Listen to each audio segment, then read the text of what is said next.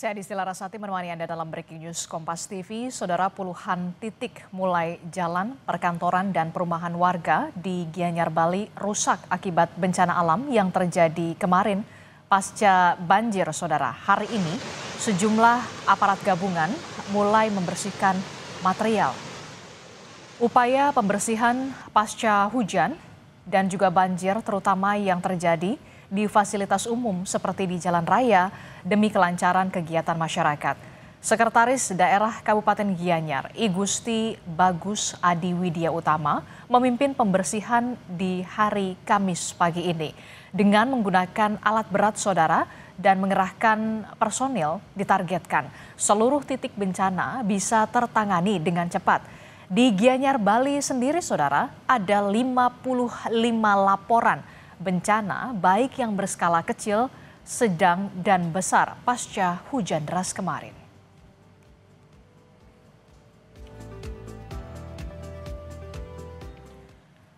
Sementara itu, saudara, puluhan pengungsi korban banjir di Denpasar, Bali masih bertahan di posko pengungsian. Sebagian mereka mulai mengeluhkan kondisi kesehatan yang menurun akibat stres pasca kejadian tempat tinggal mereka yang terendam banjir. Sejumlah pengungsi menjalani cek kesehatan ditangani oleh petugas. Kebanyakan mereka mengeluhkan pusing karena tensi rendah akibat stres pasca kejadian banjir. Saat ini, saudara, para korban banjir masih tersebar di sejumlah titik pengungsian yang ada di 4 kecamatan di kota Denpasar.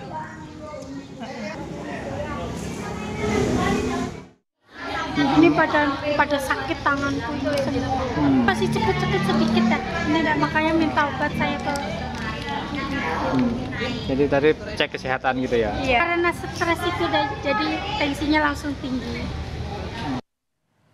Saudara, pasca banjir dan juga longsor yang terjadi di wilayah Bali, sejumlah warga terpaksa mengungsi di posko pengungsian. Dan untuk mengetahui bagaimana kondisi terkini para pengungsi di posko pengungsian, tepatnya di wilayah Denpasar, Bali, kita akan tanyakan langsung kepada jurnalis Kompas TV. Sudah ada Sinta Pramadewi di sana. Selamat pagi, Sinta.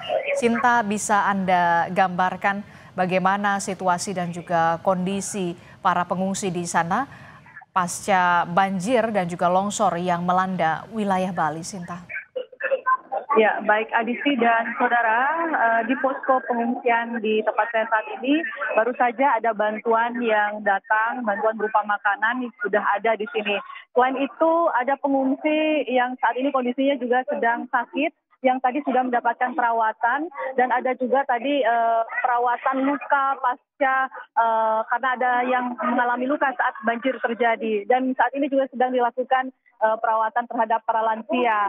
Di sini ada sekitar 26 pengungsi dan ada juga anak-anak, ada bayi berusia 4 bulan yang juga ikut mengungsi di tempat ini.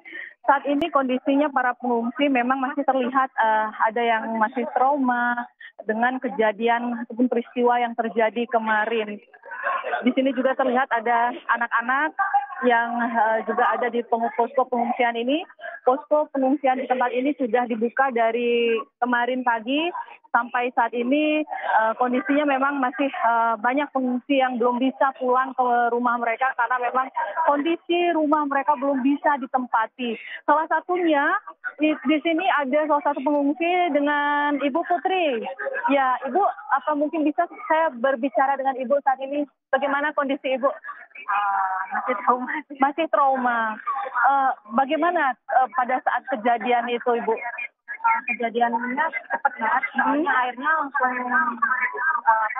langsung besar kayak itu. Berempat di rumah, anak 2, saya sama suami, sampai berat mau menghangatkan diri itu kayak air bak. Benar-benar deras. Lalu waktu pengungsian ini, Ibu dengan siapa saja di sini sekarang? Di sini sekarang saya sama anak. Semua lagi Beres-beres di rumah. Berarti kondisinya masih belum bisa ditempati ya, Bu, ya. Saat ini di sini, Ibu, apa kira-kira yang masih diperlukan, Bu, kalau Ibu sebagai pengungsi di sini? kebetulan baju-baju juga udah semua barang elektronik keperluan untuk sehari-hari. Berarti semua kondisinya saat ini sudah maksudnya tidak bisa diselamatkan lagi. Anak-anak juga nggak bisa sekolah. Nggak bisa sekolah karena juga baju semuanya terendam. Tapi untuk kondisi kesehatan gimana Ibu saat ini? Mungkin karena pikiran ini vertigonya ini Maksudnya pusing seperti itu ya. Apa mungkin yang menjadi harapannya Ibu? harapannya sih yang pemerintah mungkin bisa lebih aware lagi masalah dorong-dorong dan segala macam supaya tidak lagi terjadi seperti ini karena ini mungkin banjir terbesar yang saya alami di sini. Ini baru pertama kali ngalamin banjir yang sebesar ini. Terima kasih Ibu. Terima kasih. Ya, memang situasinya saat ini banyak yang masih bertahan di pengungsian karena rumah mereka semuanya belum bisa ditempati karena memang masih banyak lumpur-lumpur yang harus dibersihkan sebelum nantinya mungkin rumah-rumah tersebut bisa ditempati kembali. Seperti yang tadi disampaikan oleh para pengungsi, tentu harapannya ada bantuan dari pemerintah agar mereka bisa kembali hidup secara normal kembali seperti saat sebelum musibah ini terjadi. Adisti. Bolehkah kami tahu apa bantuan yang kemudian sudah didistribusikan oleh pemerintah di sana kepada masyarakat yang kita tahu saat ini masih berada di posko pengungsian, dan dari informasi yang tadi Anda dapatkan, jadi sebenarnya apa harapan terbesar dari masyarakat, termasuk juga bantuan apa yang saat ini paling dibutuhkan oleh masyarakat di posko pengungsian? Sinta. Adisti, tentu tadi kami mendapatkan informasi untuk kebutuhan dasar seperti makanan, minuman itu sudah mulai didistribusikan. Baru saja tadi bungkusan-bungkusan sudah datang ke sini. Selain itu juga seperti yang disampaikan oleh para pengungsi, yaitu adalah pakaian. Karena semua pakaian di rumah mereka itu ada yang hanyut, kemudian ada yang kotor, tidak bisa digunakan lagi karena terendam oleh banjir. Dan itu tentu kebutuhan-kebutuhan lainnya yang mungkin bisa dipenuhi, yaitu seperti kasur, selimut, karena memang tidak ada barang-barang yang bisa digunakan. Karena saat kejadian seperti yang disampaikan bahwa kejadian banjir ini terjadi tiba-tiba. Mereka tidak sempat untuk menyelamatkan barang-barang yang ada di rumah mereka. Sehingga semua barang-barang yang ada di rumah, elektronik, pakaian, dan semua kebutuhan dasar yang ada, itu semua hancur diterjang banjir. Tentu ini yang menjadi harapan daripada pengungsi, adanya bantuan dari pemerintah agar mereka bisa hidup kembali normal seperti biasa. Mungkin ada bantuan untuk pakaian, kemudian untuk renovasi rumah, agar mereka bisa memperbaiki rumah mereka yang rusak, Adisti. Oke, kita harapkan pemerintah Provinsi Bali segera melakukan pendistribusian bantuan, utamanya kepada para warga yang kemudian terdampak banjir. Salah satu yang tadi Anda sebutkan yang paling dibutuhkan adalah saat ini pakaian yang mendasar sekali, kemudian ada alas atau kasur untuk mereka beristirahat di posko pengungsian, termasuk juga harapannya tentu saja rumah yang hancur akibat diterjang banjir ini juga bisa diperbaiki. Terima kasih informasinya, nanti kami akan update kembali perkembangannya dari sana. Terima kasih jurnalis Kompas TV Sinta Pramadewi melaporkan langsung dari salah satu posko pengungsian di wilayah Denpasar, Bali.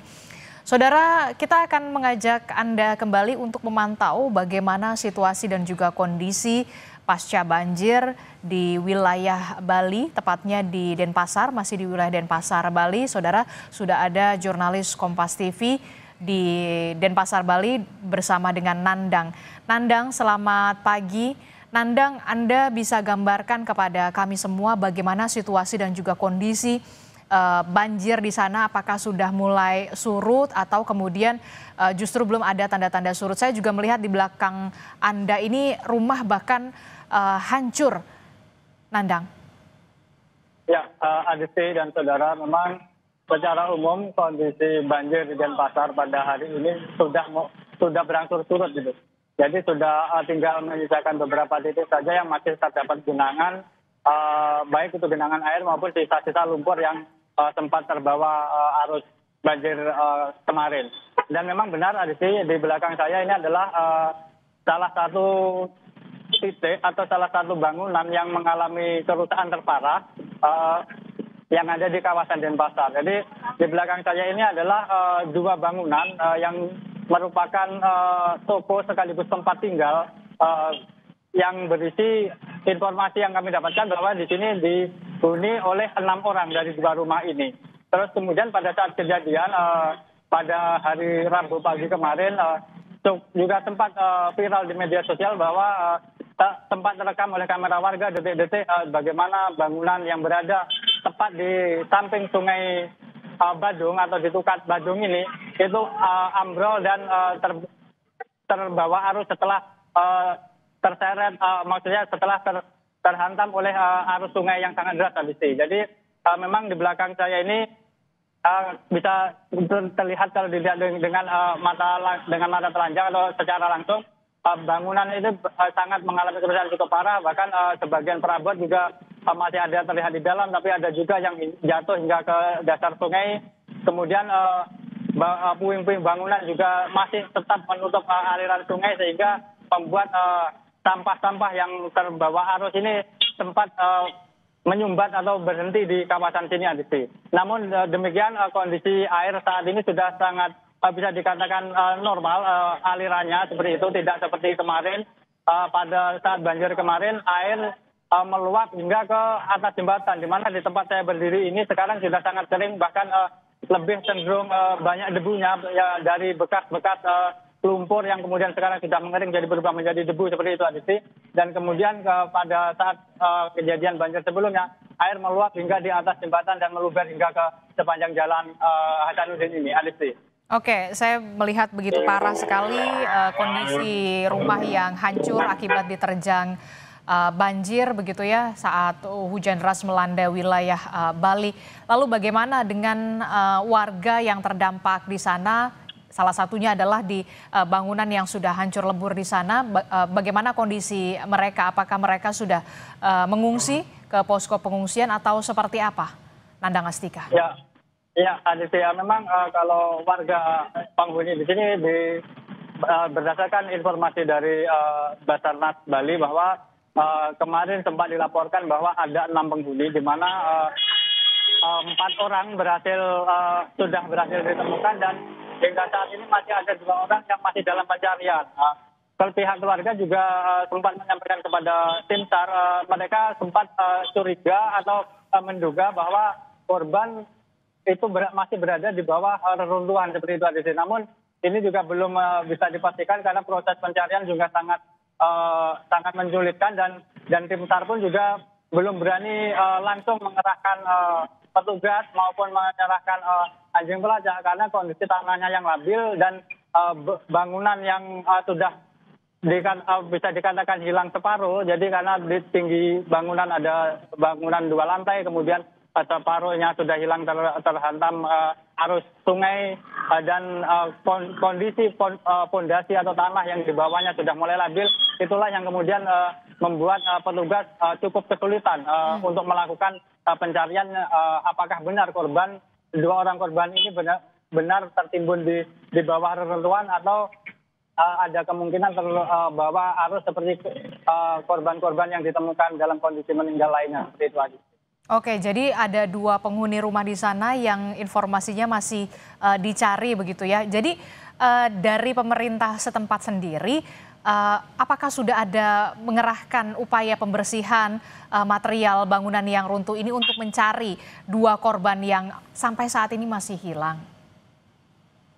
Ya, hingga saat ini memang upaya pencarian untuk terjun ke lokasinya memang belum bisa dilakukan karena seperti yang saya bilang tadi, petugas juga khawatir dengan kondisi fondasi atau kondisi tanah di bantaran sungai ini yang di atas fondasi ini yang ya bisa dikatakan sangat labil karena tergerus oleh aliran sungai pada saat banjir kemarin. Jadi memang saat ini petugas gabungan baik dari Basarnas, TNI, Polri, termasuk dari dinas instansi terkait sudah bersiaga dan berkumpul di kawasan ini, termasuk sudah mengerahkan alat berat. Namun lagi-lagi Adisti, jadi petugas lagi melakukan mitigasi proses apa kira-kira yang bisa dilakukan dengan cepat atau kemudian terutama dengan aman sehingga tidak menimbulkan korban lebih banyak lagi, Adisti.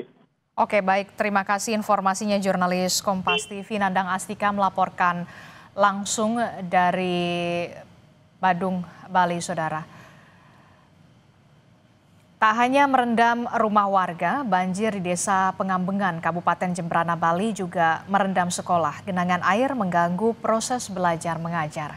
Banjir menggenangi Sekolah Dasar Negeri Nomor 2, Desa Pengambengan, Kabupaten Jembrana, Bali. Genangan air sudah memasuki area sekolah sejak Rabu. Pihak sekolah pun terpaksa mengubah proses belajar mengajar untuk kelas 1 sampai kelas 3 secara daring. Sementara siswa kelas 4, 5, dan kelas 6 diminta membantu membersihkan kelas dan menyelamatkan buku sekolah di dalam kelas yang tergenang banjir.